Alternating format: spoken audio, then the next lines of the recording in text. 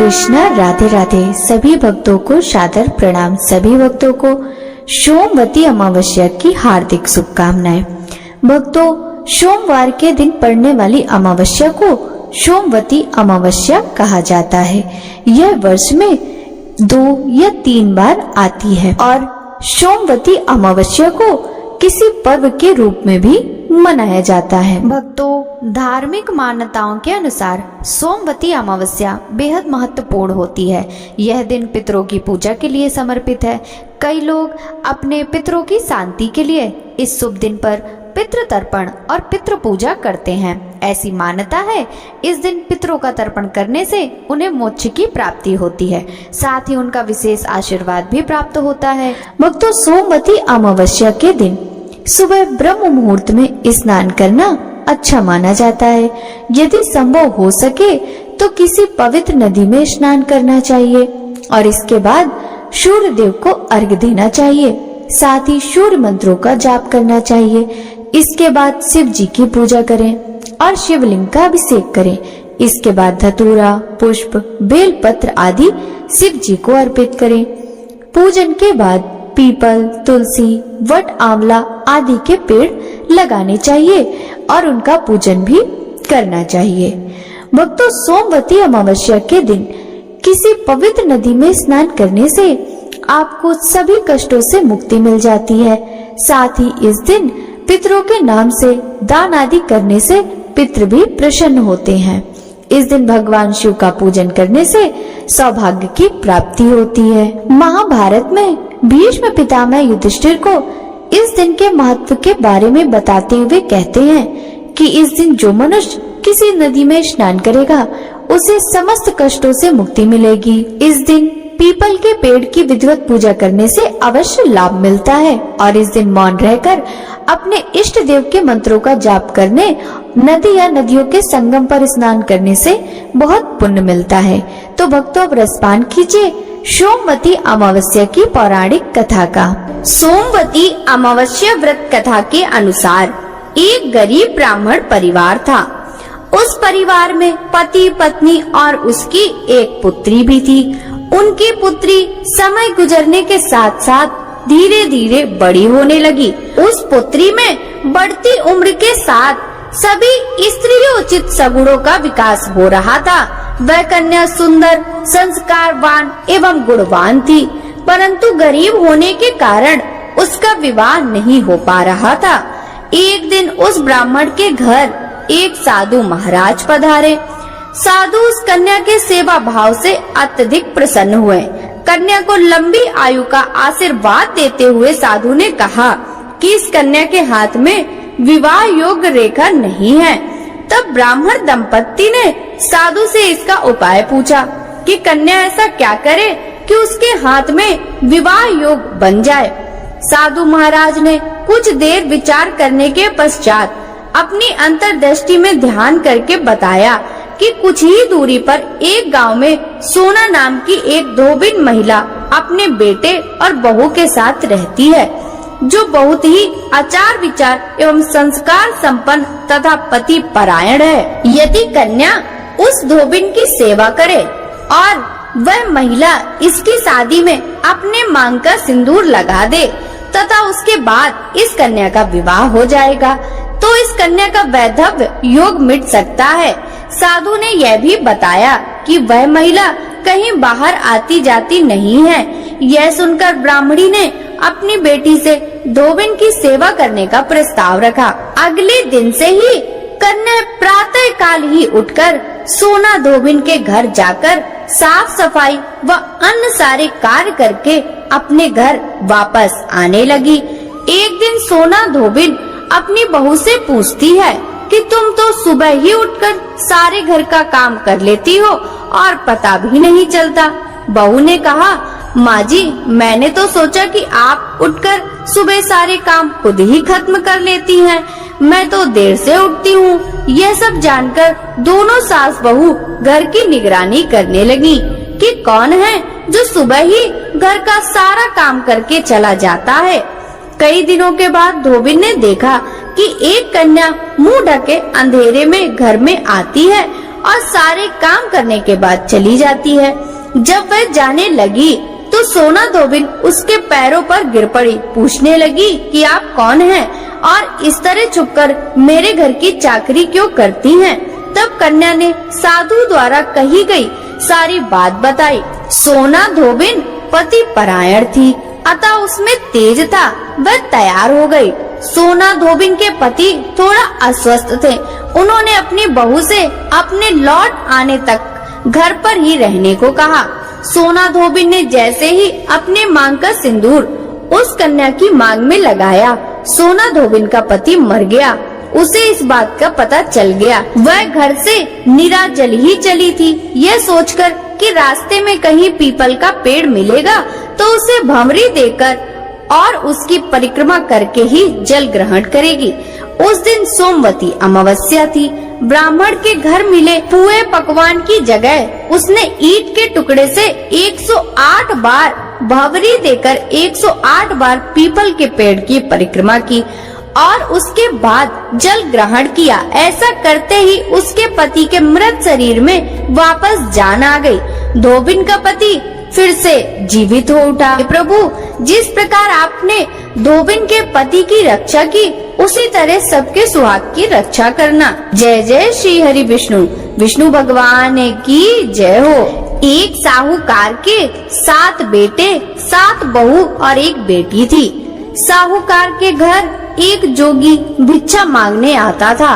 जोगी को साहूकार की बहू भिक्षा देती थी तो वह ले लेता था, लेकिन जब बेटी देती थी तो वह भिक्षा नहीं लेता और कहता कि बेटी सुहागन तो है पर इसके बाद में दुहाग लिखा है। यह बात सुनकर बेटी को चिंता होने लगी और उसका शरीर कमजोर होने लगा। उसकी माँ ने पूछा कि बेटी, तुम इन दिनों इतनी कमजोर दिखाई देती हो। तब उसने बताया कि एक जोगी भिक्षा मांगने आता है जो कहता है कि बेटी है तो सुहागन, लेकिन इसके नसीब में दुहाग लिखा है। यह बात सुनकर उसकी माँ ने कहा कि कल मैं सुनूंगी। अगले दिन जब योगी भिक्षा लेने आया तो उसकी माँ छुपकर बैठ गई। जब बेटी भिक्षा देने लगी तो जोगी ने वही बात फिर से बोली। इतनी बात सुनकर उसकी माँ बाहर निकल आई और बोली, एक तो हम तुम्हें भिक्षा देते हैं और तू ऊपर से हमें गाली देता है। तब जोगी बोला कि मैं गाली नहीं देता, जो सच है वही बोलता हूँ। इसके भाग में लिखा है वही कहता हूँ। माँ ने जोगी से कहा कि तुम्हें यह पता है कि इसके भाग में दुहाग लिखा है, तो यह भी बता दो कि यह कैसे दूर होगा। तब जोगी बोला कि 7 समुंदर पार एक सोना धोबन रहती है जो सोमवती अमावस का व्रत करती है। अगर वह आकर अपना फल दे दे तो इसका निवारण हो सकता है, नहीं तो विवाह है होते ही इसके पति को सांप डस लेगा। यह बात सुनकर माँ बहुत रोने लगी और सोना धोबन की तलाश में जाने लगी। चलते चलते रास्ते में तेज धूप पड़ने लगी तो साहूकारनी एक पीपल के पेड़ के नीचे बैठ गई। उस पीपल के पेड़ में एक गरुड़ पक्षी का घोंसला था जिसमें गरुड़ का छोटा बच्चा था। साहूकारनी को घोंसले के पास एक सांप जाता दिखाई दिया तो उसने उस गरुड़ के बच्चे को बचाने के लिए उस सांप को मारकर ढाल के नीचे रख दिया। जब गरुड़ और पंखनी आए तो घोंसले के पास खून देखकर क्रोधित हो उठे और साहूकारनी को चोंच मारने लगे। तब साहूकारनी बोली कि मैंने तो तुम्हारे बच्चे की जान बचाई है। यह सर्प तुम्हारे बच्चे को डसने वाला था, मैंने इसे मार गिराया। गरुड़ ने सर्प की ओर देखा और कहा, तुमने हमारे बच्चे की जान बचाई, अब तुम्हें जो मांगना है मांगो। तब साहूकारनी बोली कि मुझे 7 समुंदर पार सोना धोबन के घर छोड़कर आओ। गरुड़ ने साहूकारनी को अपनी पीठ पर बैठाकर 7 समुंदर पार सोना धोबन के घर छोड़ आया। वहाँ जाकर साहूकारनी ने सोचा कि सोना धोबन को कैसे राजी किया जाए। सोना धोबन के 7 बहू बेटे थे। उसकी 7 बहुएं काम को लेकर रोज लड़ाई करती थी और काम भी नहीं करती थी। रात को जब सब सो जाते तो साहूकारनी सोना धोबन के घर जाती और घर का सारा काम करती, गायों को नहलाती, घर की सफाई करती, रसोई का काम करती, चौका बर्तन करती, आटा पीसती, कपड़े धोती, पानी भरती और दिन होने से पहले ही चली जाती। बहुएं सोचती कि ये सारा काम कौन कर रहा है, लेकिन कभी एक दूसरे से पूछती नहीं कि यह सब काम कौन कर रहा है। एक दिन धोबन ने कहा कि तुम आजकल लड़ती भी नहीं हो, काम भी ठीक कर रही हो। तो बहुओं ने कहा कि सासू जी, काम तो हमें ही करना पड़ता है, चाहे हम लड़कर करें या राजी से करें, इसलिए लड़ाई करने से क्या फायदा। सोना धोबन ने सोचा कि आज देखा जाए कि कौन सी बहू काम करती है, और वह रात को सोई नहीं। उसने देखा कि रात को एक स्त्री आई और पूरा काम करके जाने लगी। तो सोना धोबन ने बोला कि तुम कौन हो और तुम्हें ऐसी क्या जरूरत है जो तुम इतना काम कर रही हो। साहूकारनी ने कहा कि जरूरत है तभी तो इतना काम कर रही हूँ। सोना धोबन ने पूछा कि तुम्हें क्या चाहिए। साहूकारनी बोली कि पहले मुझे वचन दो तब बताऊं। सोना धोबन ने वचन देकर कहा कि अब बताइए। साहूकारनी बोली कि मेरी बेटी के भाग्य में दुहाग लिखा हुआ है, इसलिए आप चलकर उसे सुहाग दें और सोमवती करें। सोना धोबन अपने बेटे बहू से बोली कि मैं तो साहूकारनी के साथ जा रही हूँ, यदि पीछे से तुम्हारे पिताजी खत्म हो जाएं, तो तेल घी के कूप में डालकर छोड़ देना। फिर दोनों जने साहूकारनी के घर चली जाती हैं। साहूकार की बेटी का ब्याह होने लगा। दूल्हा फेरों में बैठ गया। सोना धोबन दूल्हे के घुटने के पास कच्चा करवा रखा, उसमें दूध डाला और तात का तार लेकर बैठ गई। थोड़ी देर बाद सांप दूल्हे को डसने के लिए आया। सोना धोबन ने करवा आगे रखा और तार से बांध दिया, लेकिन दूल्हा डर के मारे मर गया।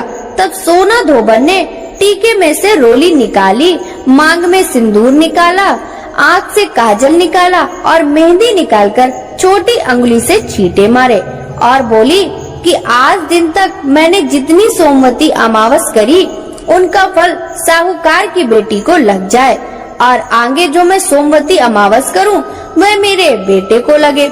इतना कहते ही दूल्हा जीवित हो गया और सब सोमवती की जय जय बोलने लगे। सोना धोबन वापस जाने लगी। तब साहूकारनी बोली कि तुमने मेरे जमाई को नया जीवन दान दिया है, इसलिए कुछ भी मांगो। वह बोली कि मुझे तो कुछ नहीं चाहिए, सिर्फ एक हांडी दे दो। वह हांडी लेकर चली जाती है। रास्ते में सोमवती आती है तो हांडी का 108 परिक्रमा लगाकर पीपल के पेड़ के नीचे गाड़कर घर आ जाती है। आकर देखती है तो उसका पति मरा हुआ तेल और घी के रूप में पड़ा है। तब वह टीका में से रोली निकाली, मांग से सिंदूर निकाला, कोया में से काजल निकाली, नुम्बा में से मेहंदी निकालकर चिटली अंगुली से छींटे दिए और बोली, मैंने जो रास्ते में सोमवती की है उसका फल मेरे पति को लगे। इतना कहते ही उसका पति उठकर बैठ गया। घर का ज्योतिष आया और बोला, जजमान, सोमवती अमावस को मेरा क्या है तो दक्षिणा दे। सोना धोबिन बोली कि मुझे तो सोमवती रास्ते में आई थी तो कुछ भी नहीं किया, और जो कुछ भी किया वह सब पीपल के नीचे ही गाड़ दिया। ज्योतिषी ब्राह्मण ने जाकर खोदकर देखा तो 108 और 13 सोने के चक्कर मिले। ज्योतिषी ब्राह्मण सबको घर ले आया और बोला कि ऐसी फेरी की है, और मुझे बोल दिया कि कुछ भी नहीं किया। सोना धोबन बोली, यह तो तुम्हारे भाग्य से ही हुआ है, इसलिए इसे तुम ही ले जाओ। ब्राह्मण बोला कि मेरी तो इसमें चौथी पाती है, बाकी आपका मन हो उसे देना, सारी नगरी में बोल दिया। ब्राह्मण बोला कि मेरी तो इसमें चौथी पाती है, बाकी आपका मन हो उसे दे देना, सारी नगरी में बोल दिया गया कि जब सोमवती अमावस का व्रत कीजिए, हे सोमवती अमावस, जैसे साहूकार की बेटी को सुहाग दिया वैसा सबको देना। सोमवती अमावस की कहानी कहने वालों को, सोमवती अमावस की कहानी सुनने वालों को, हामी भरने वालों को और अपने पूरे परिवार को देना। जय सोमवती अमावस्या। कथा पसंद आई हो तो वीडियो को लाइक कीजिएगा। राधे राधे।